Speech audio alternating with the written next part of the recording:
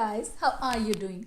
I am doing super good. I am doing amazing like always, and I welcome you back once again on my channel. Sweden is known for its high quality of life, and the high quality of life comes with a cost. So let's discuss the cost of living of Sweden, how much it will cost you if you are planning to move to Sweden. I live in Stockholm, so the expenses that I am going to share in this video is based on the Stockholm city. The cost of living is based on your lifestyle, based on your family structure, how big is your family, and so on. But in this video, I will try to cover all the basic expenses. For example, the accommodation, the transportation cost, the groceries, the basic expenses that will incur while living in Sweden. Before we dive into the expenses, let's talk about the income, the salary part. Average salary of Sweden is 40,000 SEK, which means 50% of the people who are working in Sweden are getting at least 40,000 SEK per month. Now this 40,000 SEK is not the in-hand salary. The major chunk of this goes into the taxes. Taxes depends on the area that you live and also in which salary bracket you fall in. You can calculate your taxes. You can calculate what will be your in-hand salary on the Skatteverket, Sweden's tax agency. You can approximately put your salary, your year of birth, and also the area that you are going to live in, and you can get your in-hand salary. If you are earning 40,000 SEK and let's say you're planning to live in Stockholm, in that case you might get 31,000 SEK in hand salary. Approximately 9,000 SEK will go in terms of taxes, which is quite high. I have made a separate video on salaries, what kind of salaries you can expect in Sweden for your profession based on your year of experiences. I would highly recommend to all of you, please go check out that video as well. After the taxes, where major chunk of your income goes into, comes the accommodation. Finding a house, finding a rental property in Sweden and specifically in Stockholm is quite expensive and also is quite tough.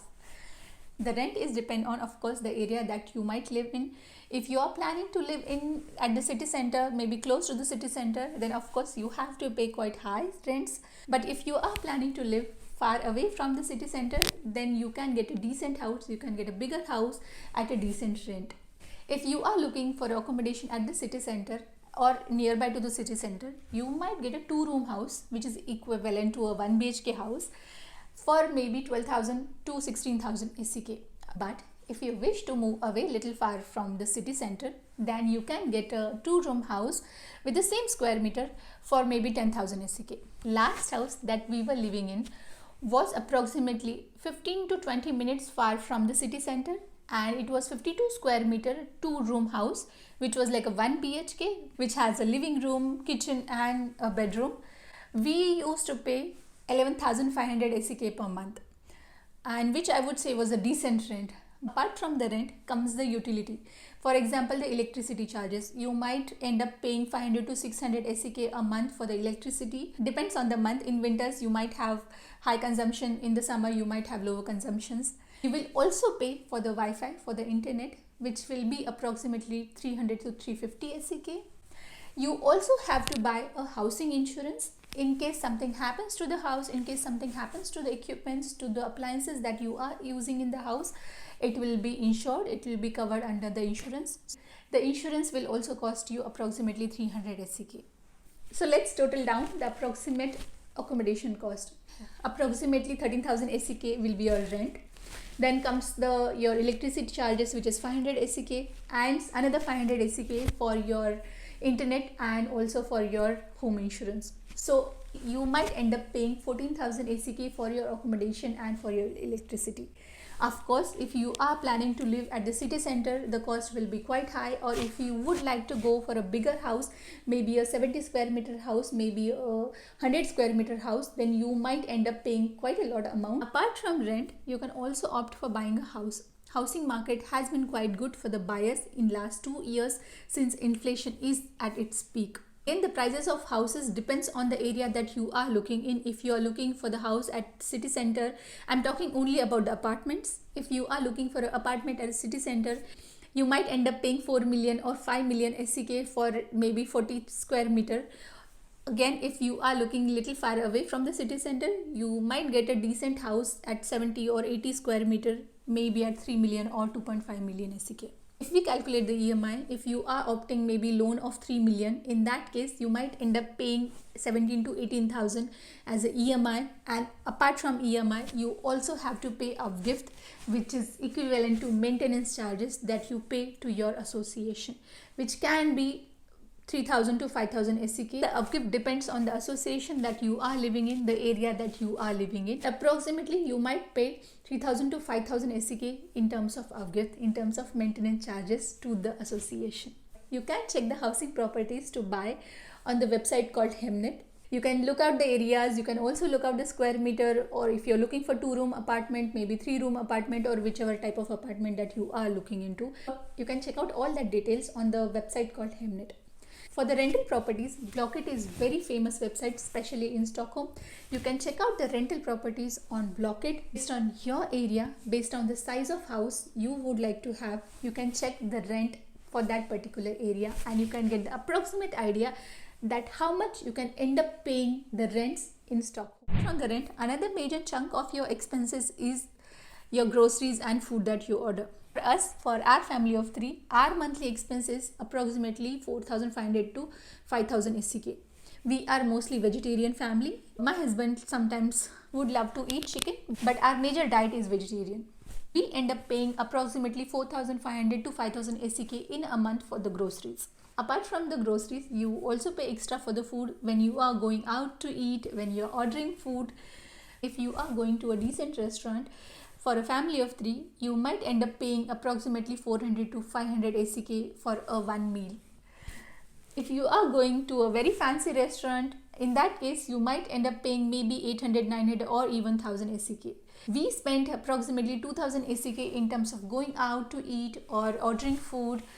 If you would like to go for the cheaper options, you can go to McDonald's, you can get a burger for 60 SEK, you can also take a sandwich from the grocery shops. It will cost you around 50 to 60 SEK. You can also go for the wraps or the falafel, which can also cost you approximately 60 to 70 SEK. Yes, it depends on how much you're going to eat out and how much you're going to cook at home. Apart from the groceries or apart from the food that you order to a restaurant, the another kind of expenses is for the fika, for the coffee, or the muffins that you buy in a bakery, or the croissant that you buy in a bakery. I am not a coffee lover, but my husband is. I am more of a chai person, but my husband loves to have coffee. So we end up paying approximately 400 to 500 SEK in a month for a coffee or for a muffin, or maybe you go to a bakery, you get a croissant, you get a coffee and spend some time with your friends. Fika is essential part of Swedish culture.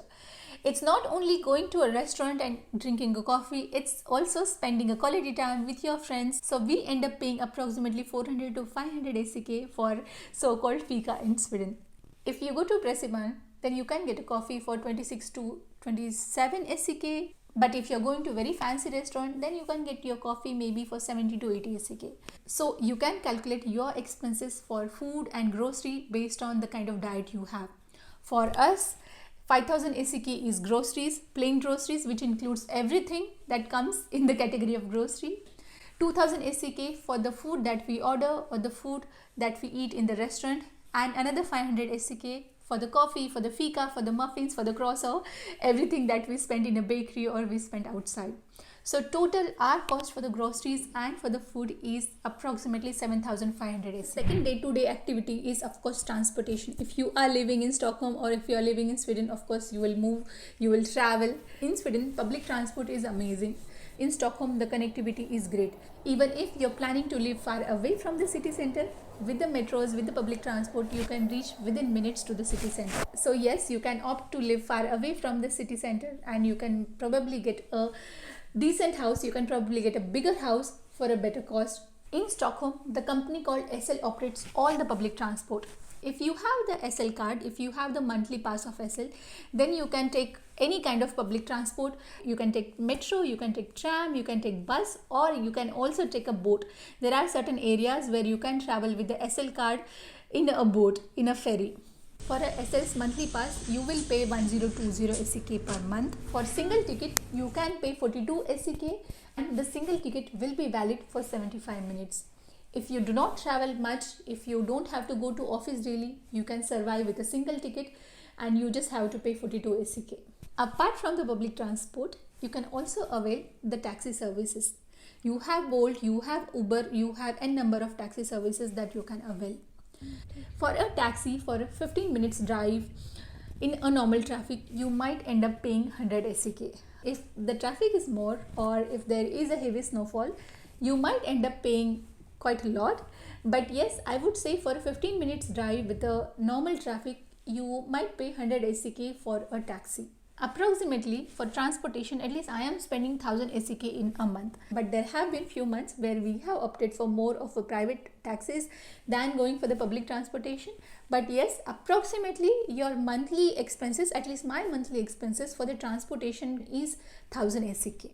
If you have children, then comes the education cost. In Sweden, mostly the education is free of cost. You just have to pay some minimum amount to förskola, to the daycare or the preschools. For a child in Stockholm, you end up paying approximately 1000 to 1200 SEK for a child for preschool or for the förskola or for the daycare. But if you would like to go for the international school, in that case, your fees can be really high. You might end up paying 50,000 to 80,000 SEK for an international school for a year.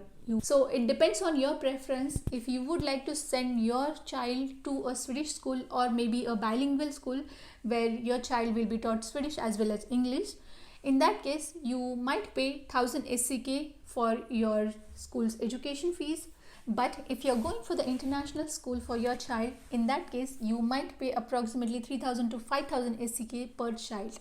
It depends on your preferences. You also get a childcare allowance. You also get a barnbidrag from the government. We are getting 1250 SEK from the government as a child allowance.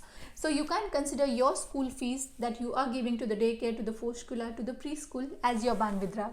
So I am not counting any expenses for the child's education. At least the barnbidrag, the child allowance that I am getting, I can invest that into the child's education.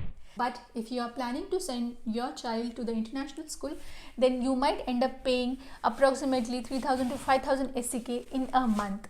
It depends on the school that you are going to send. It depends on the city that you are going to live in. Apart from these major expenses comes the miscellaneous cost, the small expenses that you do on the daily basis. For example, you go to salon, you take a haircut, which might cost you approximately 400 to 800 SEKs, depends on if you would like to color your hair, then it can go way higher. And you do your monthly mobile recharge, which might cost you 200 SEK in a month.